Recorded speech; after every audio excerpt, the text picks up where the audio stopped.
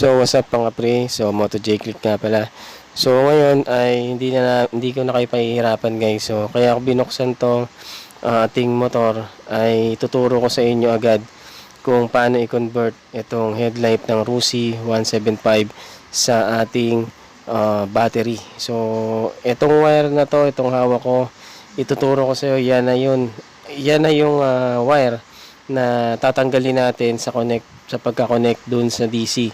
So dahil ito ang nagpapagana ng ilaw natin pag dinubuksan natin yung makina ng motor. So ang gagawin natin, tatanggalin natin yan at puputulin natin, and then i-disable natin yung isang wire at i-connect naman natin yung isang wire sa battery para gumana tong headlight kapag sinusian. Okay? So ganito yung nangyayari pagka yung ating headlight ay nakakonect sa stator o yung AC na tinatawag, no. So pagka binuksan natin yung motor, dun lang siya gagana o dun lang mag-iilaw yung headlight. Kaso ang mangyayari ay pagka nag-idle yung ating motor, kasabay nitong nawawalan ng kuryente yung headlight. So parang kumukurap-kurap siya. So nakadepende sa ikot ng makina yung lakas ng power ng ating headlight. So ang gagawin natin ay i-connecta natin yung headlight sa ating battery. So sinubukan ko na yan gawin kanina.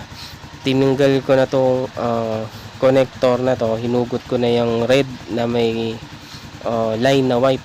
So yan yung hugutin nyo, at kung mapapansin nyo naman ay bumubukas siya at pag tinanggal ko ay namamatay. So yan yung dyan kumukuha ng power yung headlight natin, no? So yan yung wire na kailangan nating hanapan ng supply sa battery. So dyan natin i-connect yung battery natin.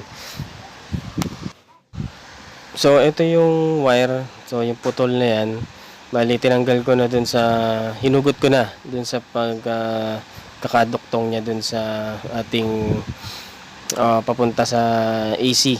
So ngayon, ang kailangan natin guys, hanapin naman natin yung anong tawag dito, accessory wire. So yung accessory wire ay dyan nanggagaling yung sa susian, yung ignition key. So yung ignition key na yan, yan yung wire nya. So pag inopen mo yung ignition key, diba, iilaw siya, dun lang magkakapower. So dyan natin itatap yung ating headlight. So pagka inopen natin yung susi, kasabay nun pwede na natin gamitin yung headlight. So magkakapower na kagad yung headlight natin. So kailangan lang natin itap itong ayan, sa headlight, yung dyan sa may accessory wire. So kung mapansin mo, naka-open yung susi, ginawa ko ay dinidikit-dikit ko lang yung wire na yan na gagamitin natin, na itatap natin dito. So iilaw siya pagka dinidikit natin. No, check natin. So yan, di ba, umiilaw siya. Ibig sabihin may power. Yan yung wire na hinahanap natin, no. So nandyan manggagaling yung supply natin ng kuryente sa headlight. At ang maganda dyan, pwede na tayong magkabit ng LED light ngayon. So hindi na itong bumbilya na dilaw. So ang kakailanganin lang muna natin syempre ay isang kaprasong wire na pagtatapan natin. So itong wire na yan na kinuha natin ay gagamitin natin yan para maitap yung wire ng headlight papunta dun sa accessory wire sa ignition key. Para pag binuksan natin yung susi ay gagana na rin yung power sa headlight, at pwede na nang gamitin yung switch ng headlight, high beam o low beam. So hindi na problema pag namatay yung motor, wala ring ilaw. So pag namatay yung motor, may power pa rin. So wag nyo lang hayaan nakabukas yung ilaw na walang makina, hindi bububukas yung makina kasi malolobat kagad yung motor nyo. So ang plan ko nito, after kung gawing direct current yung ating headlight, magpapalit tayo ng LED light. So pwede na natin gawing LED light yung ating headlight, no, kasi yung bulb niya ay halogen, basta may malaking bombilya siya, di ba, na dilaw.